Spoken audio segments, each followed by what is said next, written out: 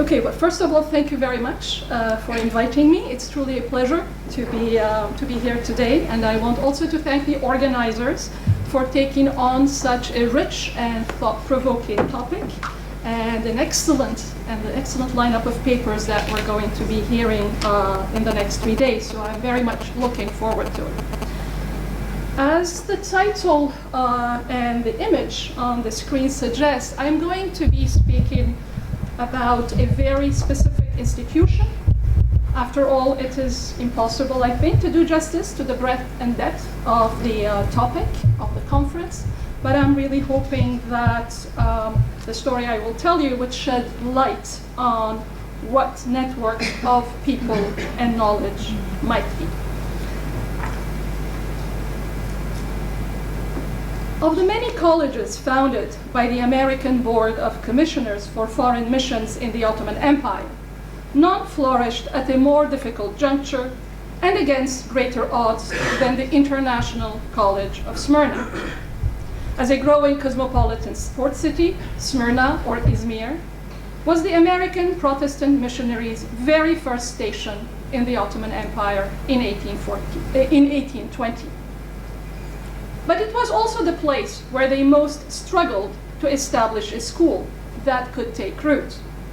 Continued resistance from local clerical authorities, especially Orthodox Greek and Armenian, coupled with financial constraints, repeatedly thwarted their efforts. Additionally, Izmir's already well-endowed educational landscape, boasting numerous secondary schools and colleges, made it all the more difficult for the Protestants to carve out a place of their own. And yet, once a working formula was developed, what had started out as a modest missionary boys' school quickly gained recognition as a prominent collegiate institute. Although the fortunes of the empire were ebbing in the run-up to World War I, International College expanded against expectations and continued to operate, even managing to endure, at least initially, the turbulent transition from empire to republic. Against a backdrop of peaking ethno-religious tensions in the empire, the college thrived as a non-sectarian institution with an ecumenical curriculum and a student body drawn from a wide cross-section of Izmir's diverse communities. The International College's remarkable, if somewhat counterintuitive, upward trajectory provides important insight into how the global and the local intertwine, generating vibrant and creative synergies that historical accounts focusing mainly on broad patterns or those with a narrow local scope fail to capture. So today, I'll be zooming in on this particular college, not so much to assess American missionary contributions to higher learning in the Near East, or the impact of global commercial expansion on the missionary project, as important as these topics might be, but to exemplify the distinctive workings of late Ottoman Izmir and the entrepreneurial spirit that characterized it. What had allowed the college to finally thrive, I argue, was the ability to embed itself deeply and thoroughly in both the fabric of Izmir and the networks of the world beyond it. I will therefore highlight the strategies that rooted the college in this carefully constructed local ecology, the tendrils of which reached across the globe. To begin with, the college would not have come into being had it not worked around the usual constraints and insular outlook of the mission, and broadly tapped into Izmir's commercial circles for financial and administrative support. Additionally, the college could not have expanded its infrastructure and relocated to a vast suburban campus without the political and legal backing of Ottoman authorities. Finally, the dramatic rise in enrollment would not have been possible had its offerings not been carefully calibrated to facilitate the entry of students from a variety of religious and national backgrounds and respond to the global ambitions of a plural business community. My methodological predilections as an architectural historian allows me to identify the tangible dimensions of these strategies to paint a recognizable picture of that fleeting world. I suggest that the dynamics and networks that helped build the kind of institution that the college became did not exist in the abstract. They were concretized in the college's administrative structure, the organization of its buildings and infrastructure, and its curriculum. It is by probing the material traces left in the process that we can begin to see the unusual mix of actors, their tactical alliances, and the differential pool of knowledge, skills, and connections they brought in support of this educational enterprise, transactions that otherwise go unnoticed. First, however, let me give you a brief overview of the expansion of the college before honing in on the strategies deployed to expand it successfully.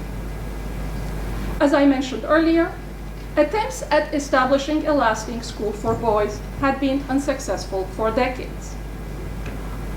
Only in the 1980s did the small boys' school, the outgrowth of a day school founded in 1878 by Maria West and continued by Reverend Marcellus Bowen, gain a firm footing.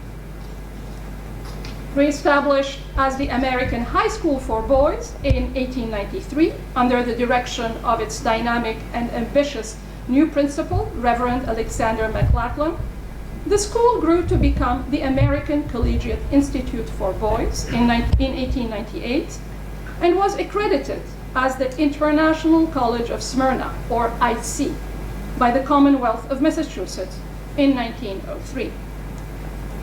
Within a decade, McLachlan had transformed the school into what was deemed a citadel of higher learning in Anatolia, with alumni granted automatic admission to institutions like MIT, the University of Chicago, and the University of Geneva. Building on these advances, and aided by a momentous gift from the New York banker John Stewart Kennedy, who was a philanthropist known for his generous contributions to the Metropolitan Museum of Art and Columbia University in New York, as well as Robert College in Istanbul, McLachlan moved the college from its cramped inner city location to a new purpose-built suburban campus in Paradiso. Inaugurated in 1913, the new campus consisted of three main buildings: McLachlan Hall, the auditorium, and the gymnasium, organized around a vast open space, in addition to a president's house and several ancillary facilities. Let me now turn to the college's legendary founder, Alexander McLachlan, Lachlan, according to Ottoman records, Lachlan. It takes many interpretations here, but I would stick to McLachlan. So Alexander McLachlan, a Canadian of Scottish heritage who helped galvanize both overseas and local backing for the college. Unlike other American board missionaries appointed for the first time to the Ottoman Empire, McLachlan was already active in the empire when he joined the board in 1890 and had the advantage of personal ties to the city in which he was stationed. He had arrived in the empire in 1887 to establish the St. Paul's Institute in Tarsus with his Union Theological Seminary classmate, Reverend Haratun Jananyan. Having lost his first wife there, he remarried the Izmir-born Rosalind Hooper Blackler. Soon afterwards, the Izmir station enlisted him to direct the local boys' school, which was lagging behind the girls' school for some years. Rosalind's father, Francis Chipman Blackler, who hailed from Boston, had settled in Izmir in the 1840s to oversee family business in the East, a bicontinental arrangement not uncommon among merchant families in the Eastern Mediterranean. The Blacklers were engaged in overseas shipping and trading and were members of the city's entrepreneurial elite. Their summer house in the suburban village of Buja neighbored those of Izmir's other important traders, many of whom were of European or American descent. Rosalind's father, Rosalind's brother, Frank, was a well-established merchant in the yarn and carpet trade, both chief industries in Izmir, and also served as president of the American Chamber of Commerce in the Levant.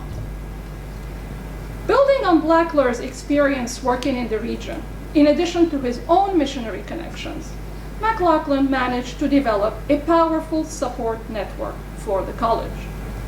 First, he set up a hybrid administrative structure, which afforded the college the best of both worlds. While he retained the established framework for the Anatolian colleges, fully controlled by the American board, he additionally formed a local board of governors, comprised of Izmir's Anglo-American businessmen, the chaplains of its Protestant communities, British, Scottish, and German, and the missionary personnel. If placing the college under the American board in Massachusetts lent the institution the protection and credence of the leading missionary organization in the region, establishing a local board gave it financial and administrative autonomy, helping mitigate the problem of running day-to-day operations by an administration located several thousand miles away. The local board supervised the college's finances and chipped in when American board subsidy, which hardly covered missionary salaries and basic maintenance, fell short. It also oversaw the curriculum, recommended and made new faculty hires, and covered their salaries from internal revenues. The local board's original 12 members included a who's who of the Levantine elite. Sidney Lafontaine, of Huguenot descent and owner of a major carpet trading house, Richard Whittall and Douglas Patterson, leading British merchants in the carpet business, and Ezra Johnson Davy, standing American consul and Boston merchant, who, like the Blacklers, owned a bicontinental business. Second, McLaughlin cultivated a friendly rapport with local Ottoman officials, helping the college navigate bureaucratic obstacles and increase its visibility in the city. Although in financial and curricular matters, the college benefited from the tax immunities and freedoms granted to foreign institutions under the capitulations, in property-related matters, as well as construction and expansion permits, it came necessarily under Ottoman laws. As I'll expand in a moment, both during the expansion of the college at its Basmane site and its later relocation to Paradiso, McLaughlin's familiarity with Ottoman laws and his alliances with local authorities served him well. His ability to secure minimal governmental interference, if not outright support, helped the college bolster its presence in Izmir's cultural life with students' clubs, the YMCA, and other activities. McLaughlin's energetic recruitment, which grew the student body from 25 to over 250 in the first decade of operations, meant that the school experienced a chronic shortage of space. But before turning to how he directed the expansion of the facilities, let me first give you a sense of the college's original premises in Basmane. Originally, the boys' school was located in a rented mansion, the Spartala House, on Meles Street, on the fringes of the Armenian neighborhood near the Basmane railway station and warehouses. Given the school's constricted location, physical expansion was done in increments and continued until 1909, when the campus reached its maximum limits, bounded by railway sheds to the south and east, and by city streets to the north and west, which constrained further growth. And here's the layout of the campus at its full extent. That is right here. And the maps are from different sources, as you might notice, so I have rotated them so that the orientation matches and they all face north. Now, the campus included College Hall, which is the nucleus of the campus, and the adjacent prep school, dormitories for boarders, an assembly hall, dining hall, and a study hall, kitchen, an extra classroom that had been added, playgrounds, as well as an alley, a back alley that connected all these fragmented playgrounds and spaces. Facing a frustrating lack of financial support from the American board, McLaughlin had to grow the facilities in a piecemeal, often opportunistic way, mobilizing at each step his connections near and far and his familiarity with both the Ottoman property regime and international business operations. For example, he used his personal ties with the owner, Tekvor Spartalı, to purchase the original house that served as College Hall, the one that you see here.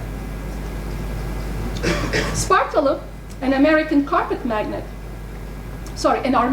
carpet magnate, agreed to sell the property for 2/3 of its value in appreciation for the work that missionary societies had been doing for needy Armenian children. Even then, the deal would have fallen through, I must say, were it not for a cousin and childhood friend of Francis Blackler in Boston, who supplied the necessary funds to the Prudential Board for the acquisition. A decade later, when the college received notice to vacate the next-door property it had been leasing as a dormitory, McLaughlin resorted to his preemptive right as a tenant, that is, the purchasing priority afforded in Ottoman laws to the renter when a property was put on the market. Without any backing from the American board, he used his personal savings and borrowed from local Presbyterian friends, a move which, in addition to dormitories, made room for an assembly hall, dining hall, and general study. On another occasion, he took advantage of the Ottoman provision that permitted the gradual privatization of a cul-de-sac to consolidate college properties, seamlessly connecting the newly acquired football field to the main grounds. This is the back alley I showed you a moment ago. Similarly, in 1905, the fire that burned down the prep school became a blessing in disguise. Aware of the frequent fires that afflicted Izmir, McLaughlin had insured the premises with Phoenix Assurance, a British insurance company which at the time had been expanding its business in the Eastern Mediterranean, and whose local agent was no other than McLaughlin's brother-in-law, Frank Blackler. Receiving a generous settlement from the insurance company and raising some additional funds from the local board, he turned the crisis into an opportunity to endow the college with a new, taller, and distinctive facility, the one that you're seeing right here. These successful building projects turned McLaughlin into an authority in Izmir's municipal modernization projects, further weaving him and his institution into the city's fabric. A case in point was the street improvement project in 1908-1909 that enhanced both the image of the college and the surrounding neighborhood. In the summer month, the Meles stream running through the middle of the street degenerated into an open sewer. Here, McLaughlin collaborated closely with the then mayor Muammer Uşaklıgil, or Uşakizade, one of his oldest Turkish friends, who actually later became Atatürk's father-in-law, the father of Latife Hanım, but at the time was a powerful local businessman with American and British connections. Muammer Bey agreed to recommend an improvement project to his council, so it would underwrite 60% of the cost. McLaughlin, in turn, enlisted all property owners on the street to contribute 40% of the cost and oversaw the construction, hiring, and paying of the workmen and suppliers. At other times, modern equipment purchased for the college proved useful for local and overseas establishments, reinforcing the interdependence between the college and the wider world. Such were the seismograph and weather station, which included an electric wind vane, rain gauge, and other relevant equipment gifted to the college by Ernest Patterson, the brother of a local board member. Daily weather reports and recordings of the frequent earthquakes in the Aegean region provided data to local newspapers and weather bureaus around the world, from London and Washington to Cairo and Larnaca. Also, the daily noontime signal from the college tower proved so accurate that the local government, the 2 railway lines, and ships calling at Izmir set their chronometers by the college's signal.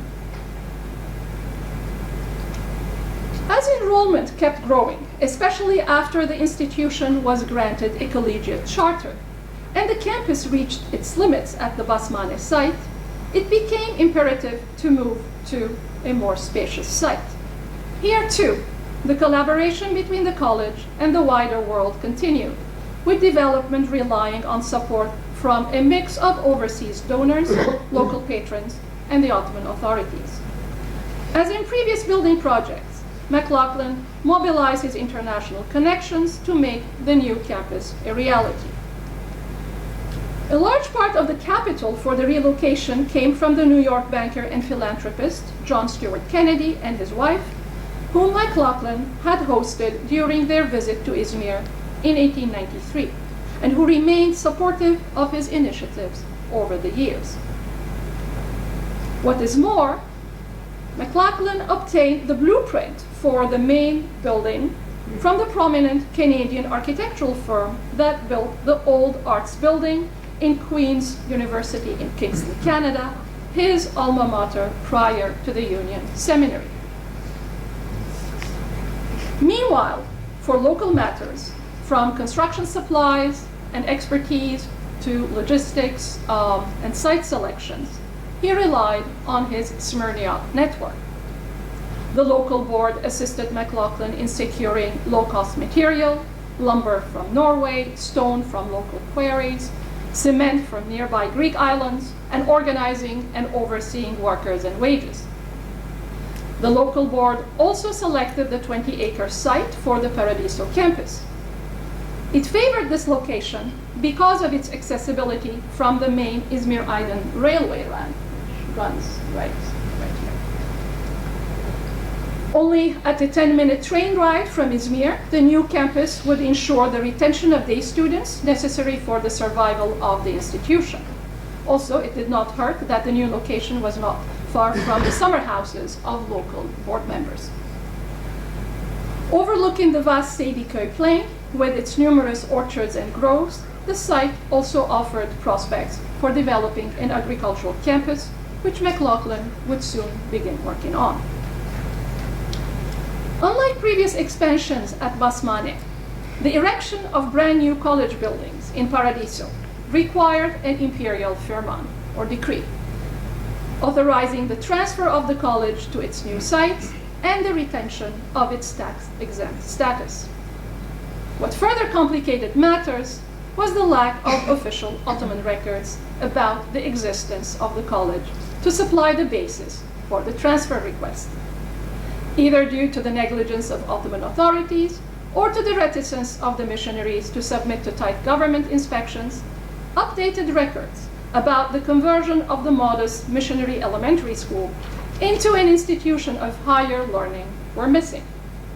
Moreover, the Basmane properties had been registered in the name of the Canadian McLaughlin and previously his British-Canadian predecessor, James McNaughton, resulting in the central government's refusal to recognize the institution and the property as American.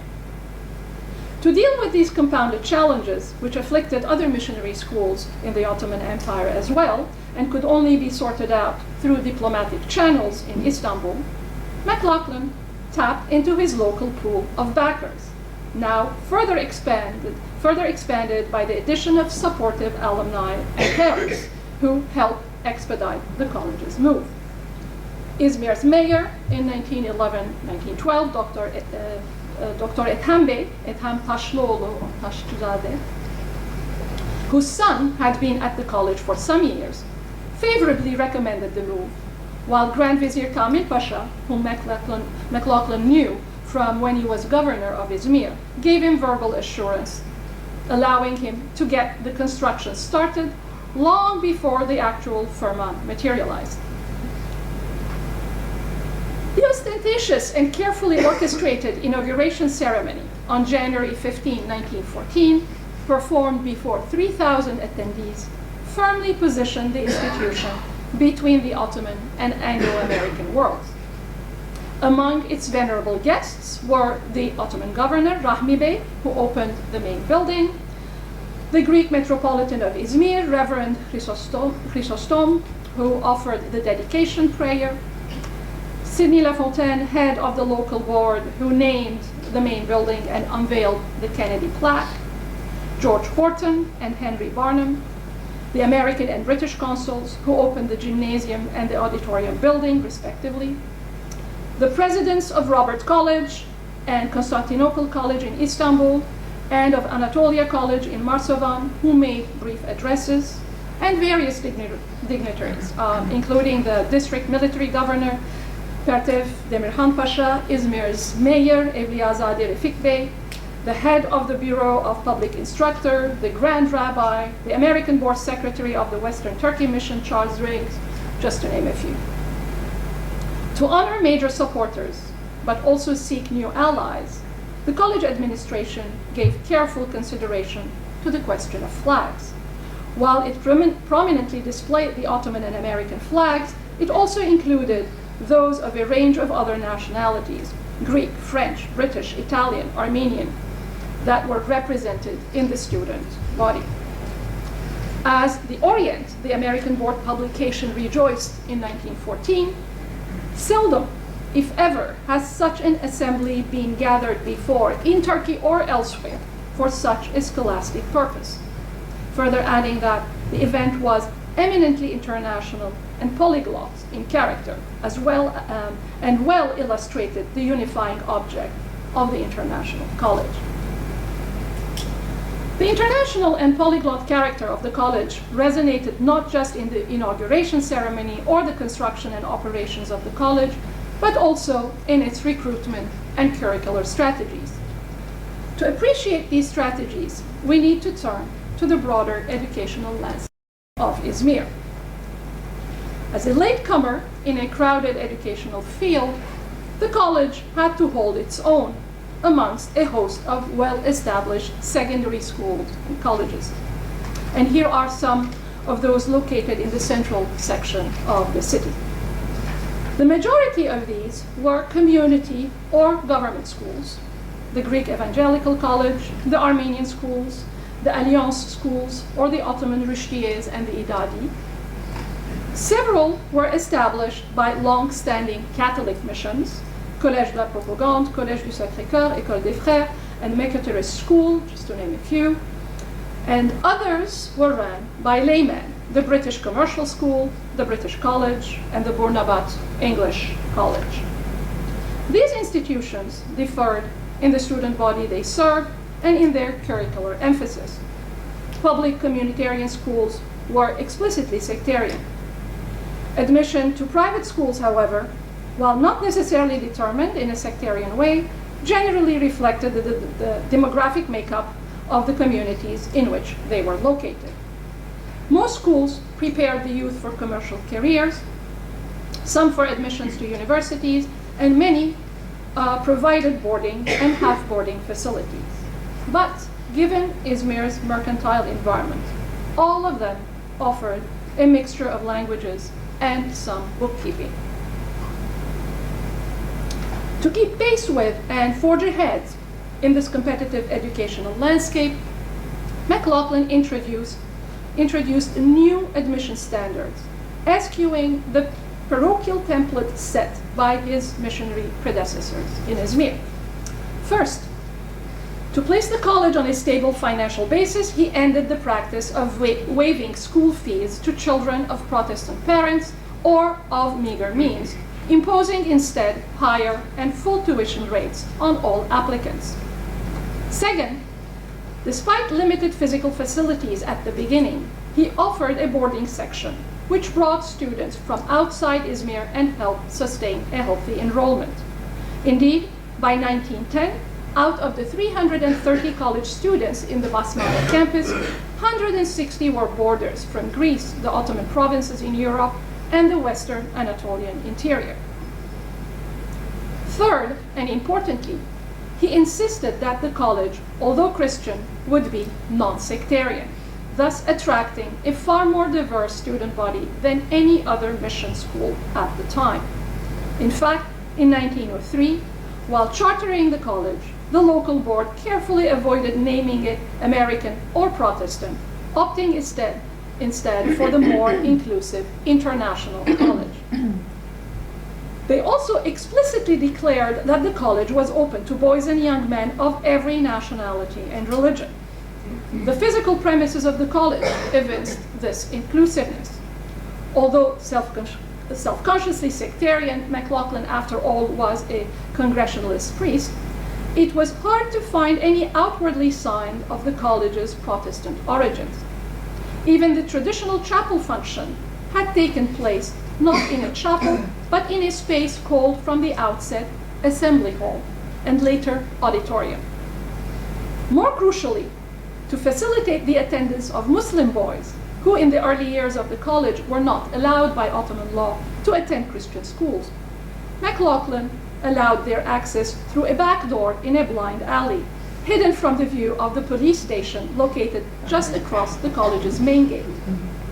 Recalling this peculiar means of evasion years later, McLaughlin admitted that, and I'm quoting, "It made possible the attendance and final graduation of the most brilliant student we ever graduated."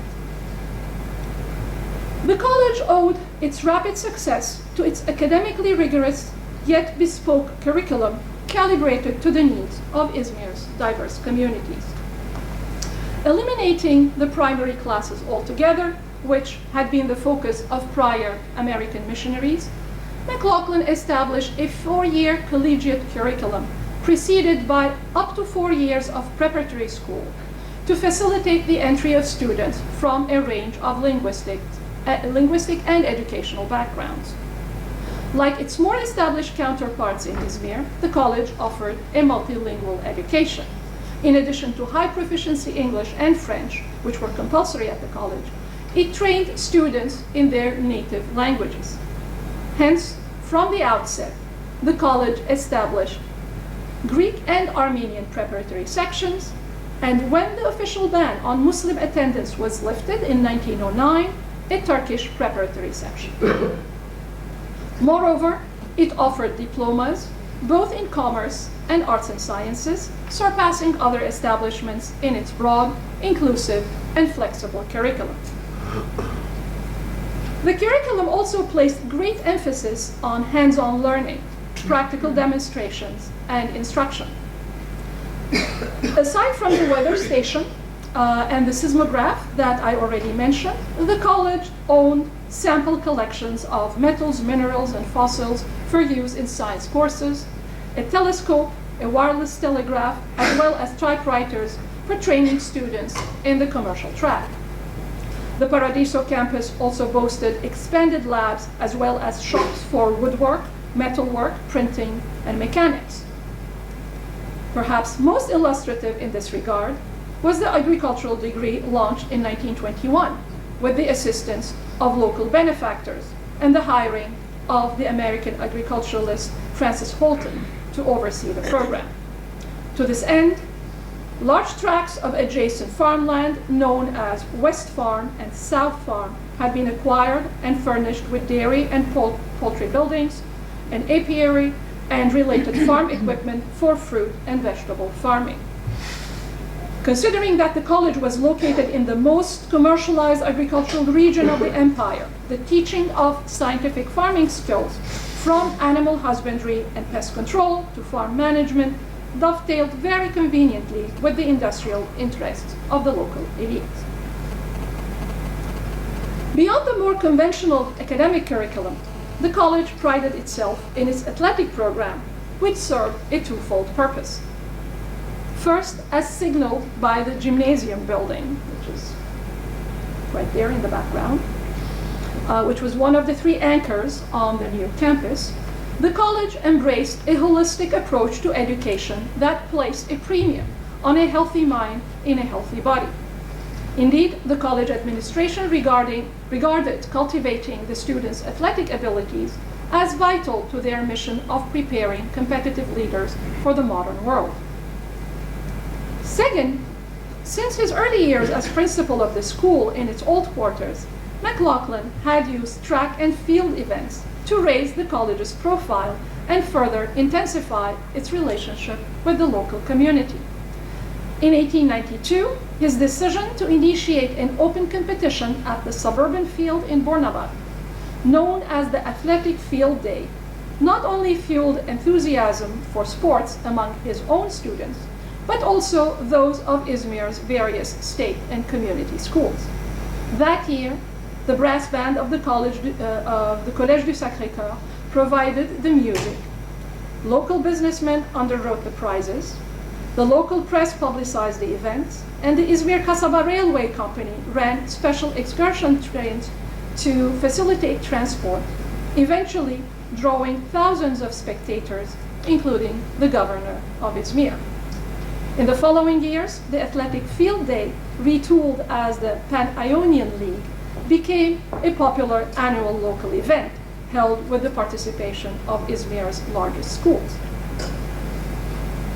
The new and bigger campus offered the college an opportunity to provide a much wider range of extracurricular functions to build lasting ties with the local community. Social work and outreach programs serving the community proliferated alongside the more conventional student literary and social clubs.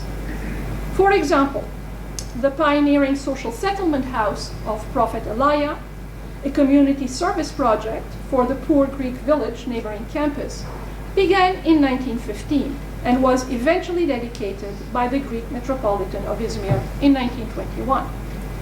Conceived as a laboratory for practical community involvement and erected and staffed by college students, the social center supported relief work for the men, women, and children of the village, while also showcasing the college as a good citizen locally. Similarly, in 1920, to encourage outreach projects targeting Muslim communities, the college helped establish a YMCA branch in the Turkish quarter, as strange as this may sound. Instigated in this case by the Turkish teachers of the Izmir Sultani High School and led by a former alumnus of the college, Sherif Remzi Reyand, who eventually joined the local board of directors a decade later.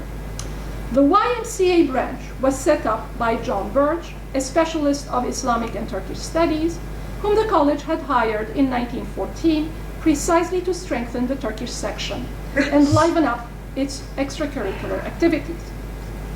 Established in a rented 12-room house near the bazaar in close vicinity of stores and coffee shops, the YMCA offered educational and sports programs, language instruction, social activities, and the children's club. That these initiatives would be short-lived was not known at the time to those who spearheaded them, but their sheer existence speaks volume about the willingness of the college staff to truly embed the institution into Izmir's diverse, pluralistic social fabric. It is important to underline that the college cultivated its distinctively diverse learning environment against a background of constant turbulence and instability arising from World War I and continuing through the Greek occupation of Izmir and Western Anatolia between 1919 and 1922. Although in its first 2 years, the student body was exclusively Armenian, in subsequent years, and especially when enrollment hit the 400 mark in 1913, the college gradually became more accurately representative of Izmir's plural demographics. With half the students, or half the student body consisting of Greeks, and the other half made up of a mix of Turks, about 20%, Armenians, about 10%, Jews, about 5%, as well as Arabs, Albanians, Austrians, Americans, English, French, Italian, Dutch, and Poles, about 10%. The college trained culturally proficient and educated personnel for local commercial enterprises. This cultural diversity was cultivated and celebrated even in the schools songs. And I just pulled one example here for you, and I'll read you the section that I highlighted. We're ready for work on Pazar Ertesi, that is Monday in Turkish. For we're boys of the old IC. We're ready for fun when the cinema comes on the eve of Paraskevi, which is Friday in Greek. Though we represent various communities, we boys of the old IC were all one glorious fraternity. To be sure, the college was not immune to the tensions and the segregationist tendencies among communities that were mounting in the empire. But its administrators tried to steer away from divisive politics to the best of their ability, even if this came at a great cost to the institution and its students. For example, on the eve of World War I, when the Greek students, many of whom were Ottoman subjects, began to use their literary club to collect contributions for the Greek Navy, the college administration temporarily suspended all students' clubs. Despite the Greek students going on strike and the metropolitan support of their patriotism, the administration stood its ground and expelled dozens of students. Under the volatile political climate of those years, the college had to continually adjust gears to survive. During World War I, for example, it was compelled to allow Ottoman troops to set camp on its ground. And at the close of the war in summer 1918, the campus housed over 2,000 British and Indian prisoners of war brought from various prison camps in the Ottoman Empire awaiting repatriation. From time to time, the campus was strewed with shrapnel fired from neighboring hills on passing military trains or on the air base near the campus. The war also greatly stymied the educational life of the college, as many students were conscripted into the army, and the teachers from countries not allied to the Ottomans lost their teaching permits. Although some of these problems were resolved with the help of sympathetic local authorities and notables, by the end of the war, the college has lost 3/4 of its students, 2/3 of its instructors, and 5/6 of its tuition revenues, and had to temporarily close its boarding and prep school. What triggered the beginning of the end for the college, however, was neither World War I nor the subsequent Greek occupation, but the catastrophic fire of 1922. The fire irredeemably destroyed Izmir's physical fabric and decimated its diverse demographic makeup.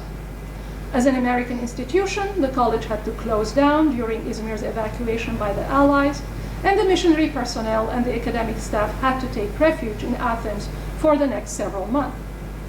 When they returned, just in 1923, a few months later, following the peace agreement, they had bigger plans and a willingness to work under the Turkish Republic to offer a solid education to new generations of students.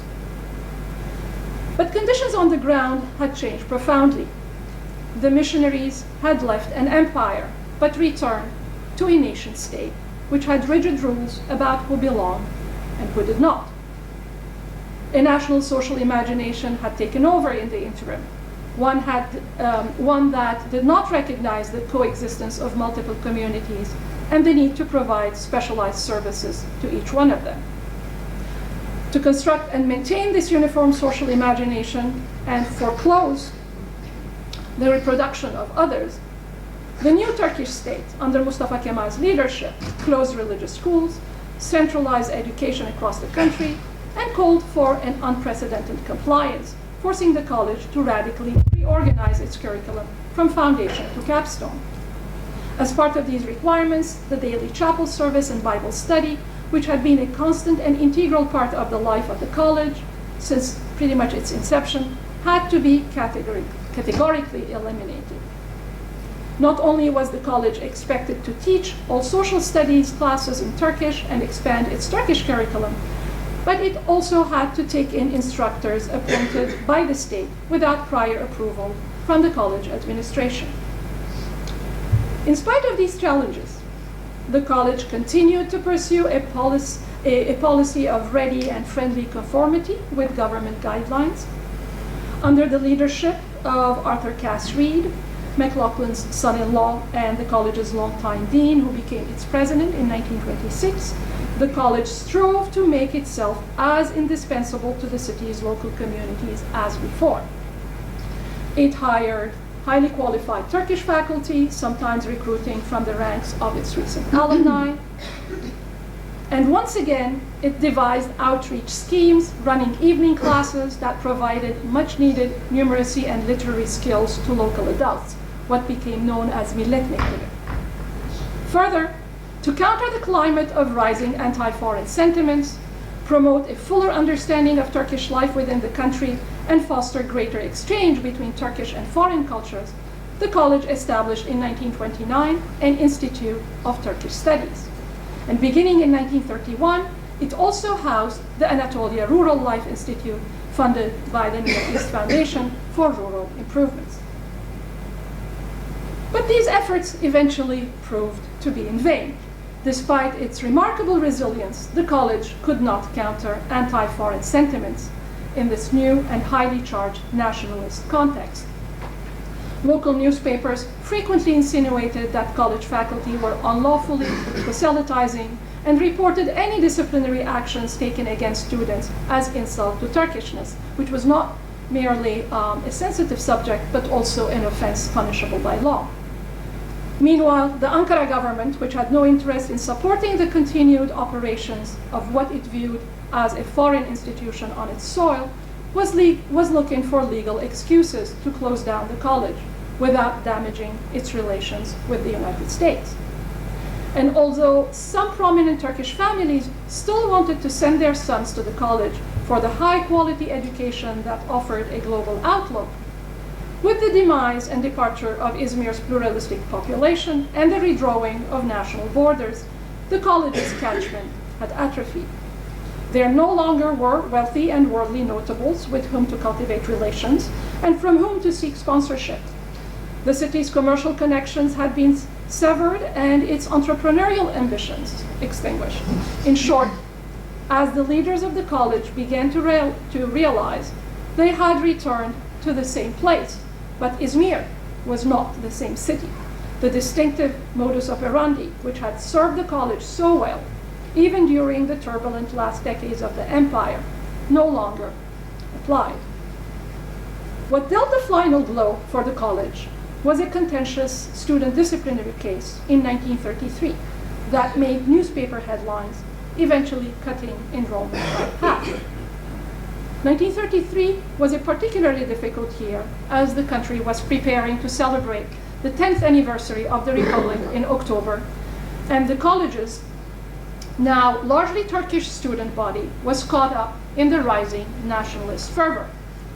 On May 26, 1933, Mehmet Timuçin, one of the Turkish students, tried to convince his classmates not to attend the college's annual field day in retaliation for the college's refusal a week earlier to partake in the pageantry of the Turkish National Gymnastics Day observed on May 19. This is a date that commemorated both Mustafa Kemal's arrival in Samsun and the official start of the Turkish War of Independence. The college administration claimed it had not received an invitation from the organizing committee of May 19, which given the context was entirely possible, and that it did not offer Swedish-style gymnastics training, which would have put its students at a disadvantage in relation to other participants. Mehmet Timuçin was subjected to disciplinary action and expelled. Irritated by this outcome, one of the Turkish teachers on the disciplinary council resigned his post, and the incident quickly escalated into a scandal that took a heavy toll on the following year's student recruitment. With mounting operation costs and a drastic drop in enrollment, the college administration saw the writing on the wall and decided to cut its losses in the institution's door in 1934. The story of Izmir's college, Izmir's International College, just to try to end with a positive note here. The college's story, I believe, shines a light on a fleeting moment at the twilight of the empire. First, it reveals how effective administrators and ambitious locals, strategically positioned at the convergence of widely cast networks of finance, commerce, and knowledge, were able to collaborate to set up an institution that transcended their differences. It was their ability to form tactical alliances and mobilize their differentiated skills and connections in a pluralist and permissive milieu that made such an enterprise possible. With the end of the empire and in the rigidly drawn frameworks of the nation-state, which tolerated no differences, everything that had been an asset for the college had become a liability, ultimately precipitating its end in these shores. In retrospect, though, the International College's closure in Izmir does not diminish its continued and manifold legacy in Turkey and beyond. First, International College contributed to the formation of a generation of notable Turkish leaders. Its rich alumni roster included, among many others, Adnan Menderes, former Prime Minister of Turkey, Necat Eczacıbaşı, pharmaceutical magnate, philanthropist, and art patron, Muzaffer Sherif, renowned scholar and a founder of modern social psychology. Second, International College also left a curricular legacy and physical facilities that were taken over and put to use in very similar ways by the Turkish state. The agriculture program and the campus itself became Kızılçullu Village Institute. And this is a shot pretty much taken from the same angle, reminding us how it was kind of transformed. The agricultural program and the campus, as I said, became Kızılçullu Village Institute, and not only was the program co-opted, but so was the authorship of the idea of providing hands-on practical education, which now was attributed, at least in official historiography, to the idealism and creative genius of the founding generation of Turkey's Republican cadres. Third, it's worth mentioning that although McLaughlin and the Reed families were no longer part of an institutional framework, their descendants set up organizations that carried the family's educational mission forward, albeit in altered forms.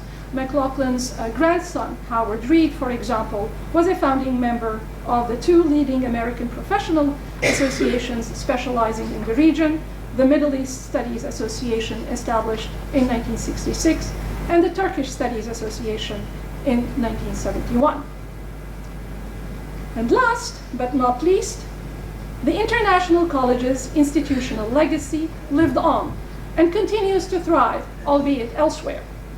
Shortly after the closure of the college in Izmir, Arthur Cass Reed took up the American University of Beirut's offer to relocate IC. Thus, in 1936, the institution and much of its assets, including its extensive library collection, its observatory, and its generous endowments, and some of its faculty members, reopened in Beirut as an affiliated preparatory school to the AUB, to the American University of Beirut. IC became an independent institution in 1960, and to this day, it continues to train leaders of the Arab world, from prime ministers and cabinet members to ambassadors. And despite the notoriously bloody sectarian frictions in the region, it boasts a student body that, much like its predecessor in Izmir, includes a wide range of nationalities, religions, and sects. Ironically, today, few at Beirut IC are aware of the genealogy of their institution and of its connections to an Ottoman port with remarkably similar characteristics and ambitions that went beyond its immediate region. Likewise, few in Izmir know about the International College's continued operations in Beirut, or even understand why Beirut became a comparable and suitable second home. Standing here, almost 100 years later, it is hard not to notice the parallels in this mutual blindness. Post-Ottoman historiography in each locality have been just as selective, or perhaps unwilling, in recognizing the legacy of the empire, as nationalist politics on the ground have been intolerant of difference. Thank you.